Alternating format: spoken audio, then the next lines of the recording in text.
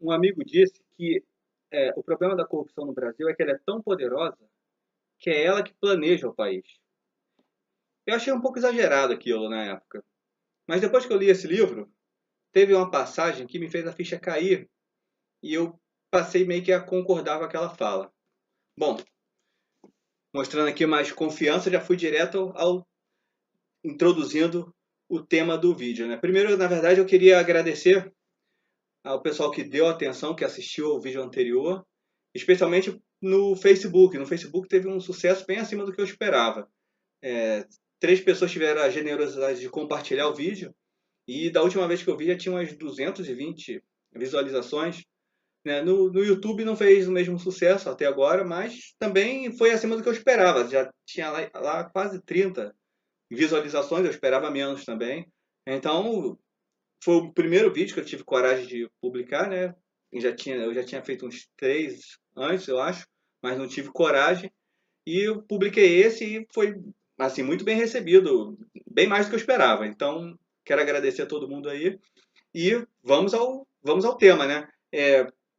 Vai ficar um pouco mais longo porque eu preciso dar coerência ao que eu quero falar e eu não consigo sintetizar muito, né? Eu já tentei fazer alguns ensaios aqui para sintetizar, mas aí fica meio estranho, fica, enfim, né? Eu preciso me alongar um pouquinho, mas enfim, vamos direto. O tema, claro, é o desabamento na Muzema, né? Daquele prédio, daqueles 2 prédios lá, que configura, né, alguns crimes, né? O mais evidente é a questão do homicídio, né? De algumas pessoas, né? Mais de 20 pessoas, ao que parece, perderam a vida ali. Eu espero que o Ministério Público e a Polícia Civil sejam competentes para, enfim, tipificar da autoria e oferecer a denúncia, né? Todo o trabalho técnico típico de uma Polícia Civil e o Ministério Público, espero que se concretize ali. Mas o que acontece ali, na verdade, né, um outro crime que esse não vai ser denunciado pelo Ministério Público é a destruição de sonhos que tem acontecido nas vidas brasileiras, né, nas vidas das pessoas na América Latina, o sonho de ter a casa própria. As pessoas não conseguem ter, não podem sonhar em ter uma casa própria com dignidade, num bairro regular, sem ter que recorrer a grupos mafiosos, né? O direito a sonhar no Brasil, na América Latina, parece que é tristemente franqueado a poucos, né? Poucas pessoas têm o direito de sonhar em ter a casa própria. Quando teve aquela tragédia daquele edifício enorme lá em São Paulo que pegou fogo, desabou, um urbanista, numa entrevista, especialista em urbanismo na cidade de São Paulo, disse que 70% dos bairros de São Paulo não oferecem as condições adequadas de moradia e de dignidade. As pessoas precisam ficar amontoadas em favelas lá também, assim como no Rio, assim como em Belo Horizonte, assim como em Brasília, né, que tem uma favela lá em Brasília que está crescendo e caminha para ser a maior do Brasil, vai superar a Rocinha, pelo que parece, né? Enfim, é a realidade do Brasil e da América Latina. Mas por que isso acontece? Será que é um incidente? É um acidente de percurso? Ou parece que isso é planejado, né?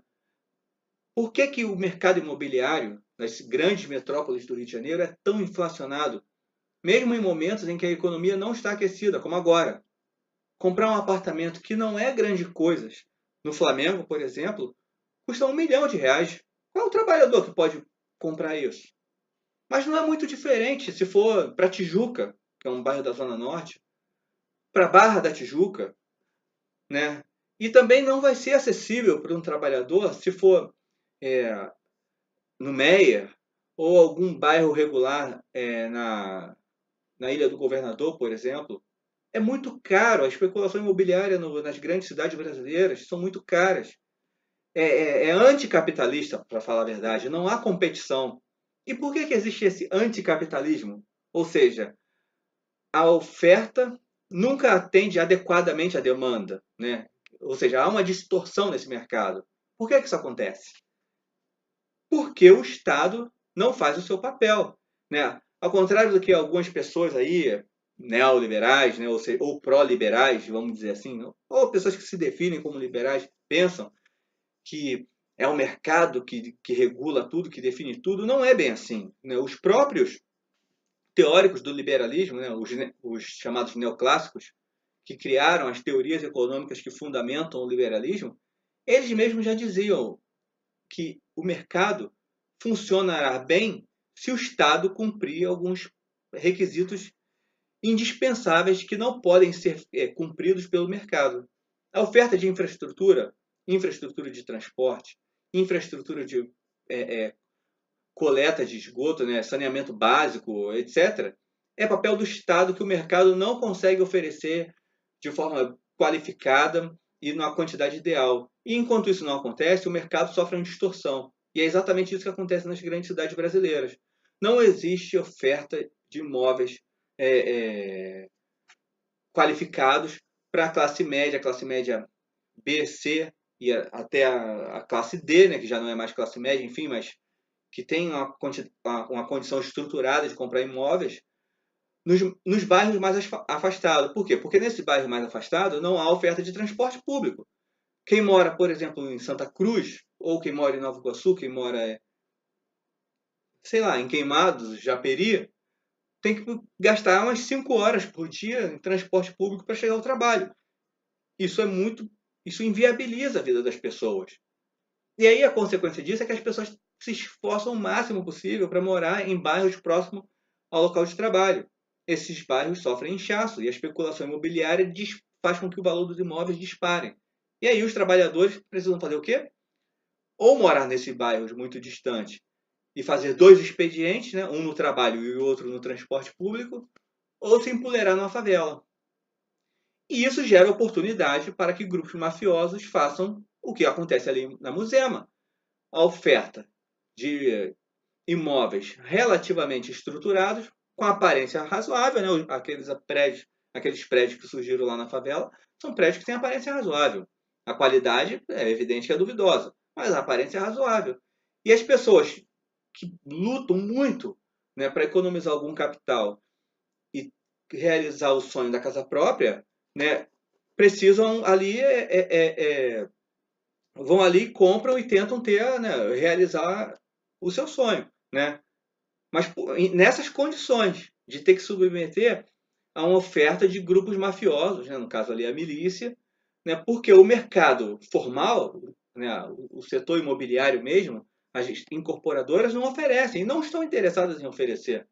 Elas preferem trabalhar com a especulação nos poucos bairros estruturados que a cidade tem, que são esses que eu citei, a Zona Sul, a Barra, a Tijuca, talvez o Meier, né, a Ilha do Governador, enfim, são poucos bairros que têm infraestrutura.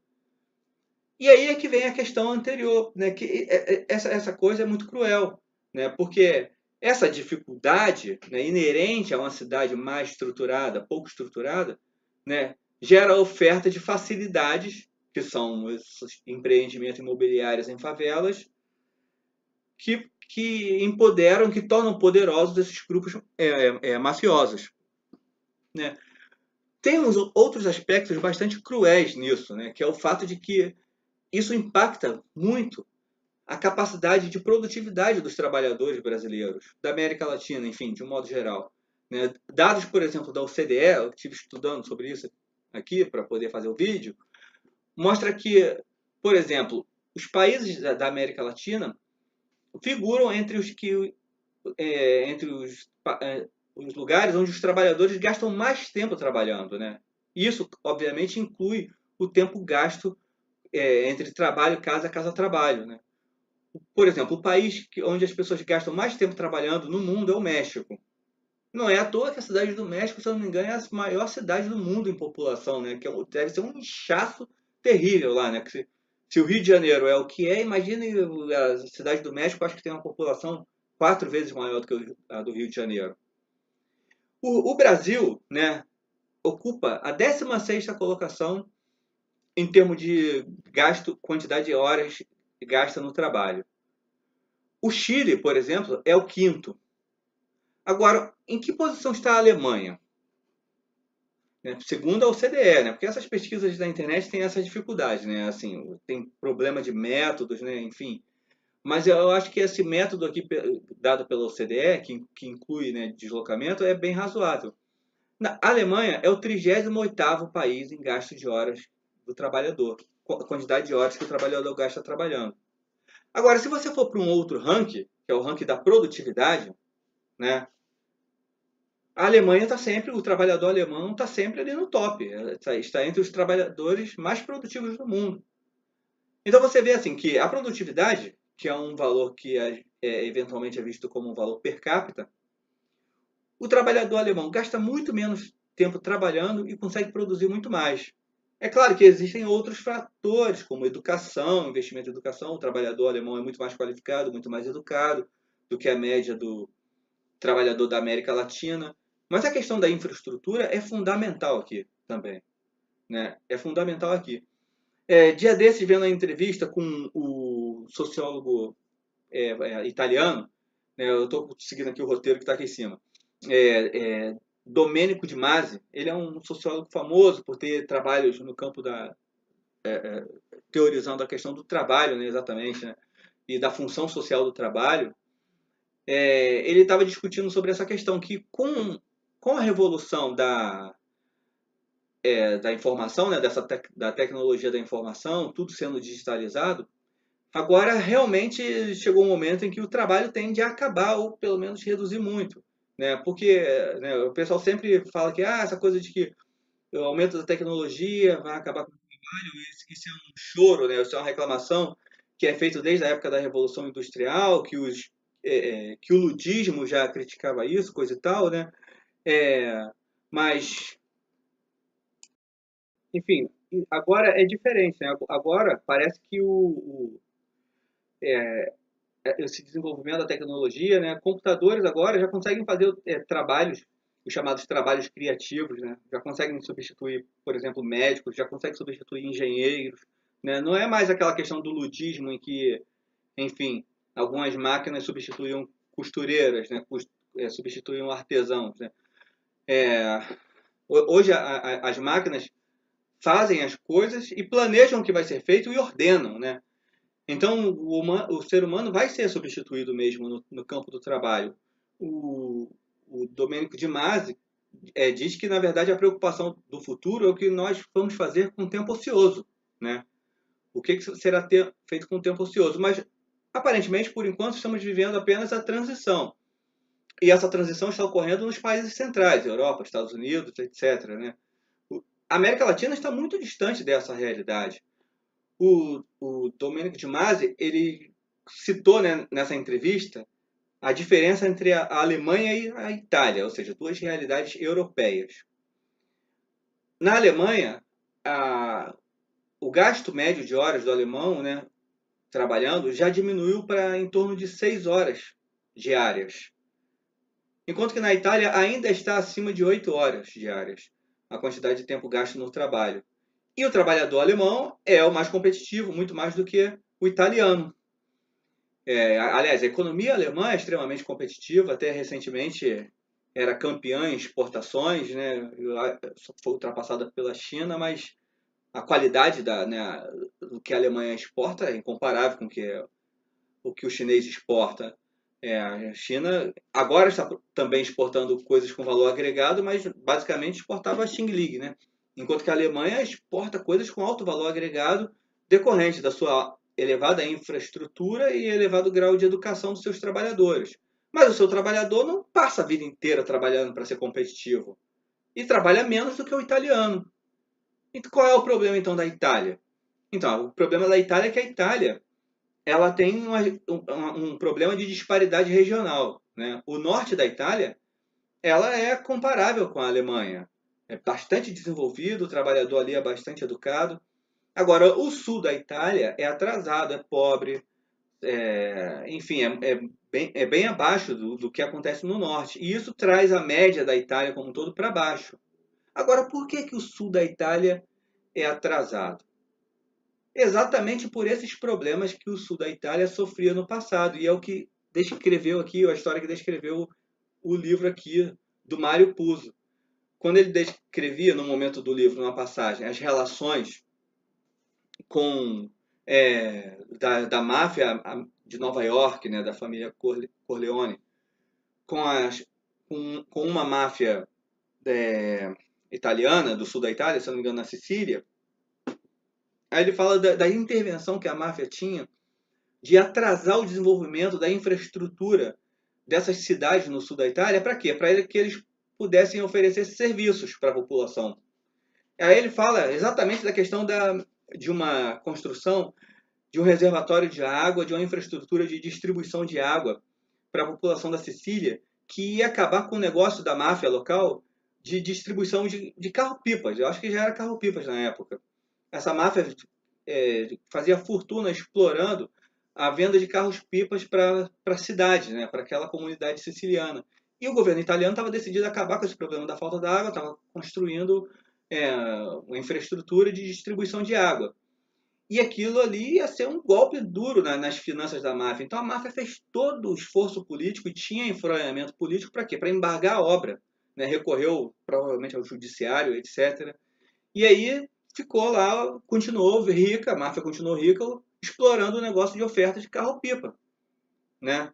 E certamente explorava a oferta de mercado de transporte legal, que é um serviço típico do Estado, é uma oferta do transporte público é uma função típica do Estado, né? Oferta de meios de transporte, né? Ou seja, enquanto o norte da Itália se desenvolvia, a infraestrutura ia se instalando, as coisas iam se espalhando, a máfia ia, né, asfixiando o desenvolvimento do sul. E hoje lá na Itália nós vivemos essa diferença. Aí eu fico lembrando do que acontece, por exemplo, aqui no Rio de Janeiro, por exemplo, na cidade de Nova Iguaçu. O sistema Guandu, que é o que trata água para toda a região metropolitana, né, para a maior parte da região metropolitana do Rio de Janeiro, parece que ele é dimensionado para atender, sei lá, na ordem de 10 milhões de pessoas, está localizado na cidade de Nova Iguaçu. Só que a cidade de Nova Iguaçu falta água em quase todo lugar. A água é tratada lá, é captada lá, né? Abastece a capital, o Rio de Janeiro, que tem quase 7 milhões de habitantes. Mas a cidade de Nova Iguaçu, que tem algo em torno tem menos de 900 mil habitantes, sofre de falta de água em todo lugar. E já ouvi dizer que condomínios, né, do centro de Nova Iguaçu são obrigados a comprar carro-pipa. Será que tem alguma relação com esse problema aí da Itália? Será que é do interesse de algumas máfias que a infraestrutura de distribuição de água não prospere na cidade de Nova Iguaçu e em algumas cidades da Baixada Fluminense? Da mesma forma, será que é do interesse que certas infraestruturas básicas não se espalhem pelas cidades da região metropolitana do Rio de Janeiro ou bairros mais afastados do Rio de Janeiro, justamente para manter as pessoas sendo obrigadas a buscar serviços, né, oferecidos por esses grupos mafiosos? A gente está vivendo um momento aqui no Rio de Janeiro em que as milícias estão muito poderosas. Né? Estão com uma influência política surpreendente até, né? Bastante grande mesmo. E é claro que esse poder todo, político, tem que ter como retaguarda um poder econômico. Então, até que ponto essa corrupção, né, que favorece o desenvolvimento de grupos miliciosos, não é o que acaba planejando realmente o desenvolvimento regional, o desenvolvimento do país?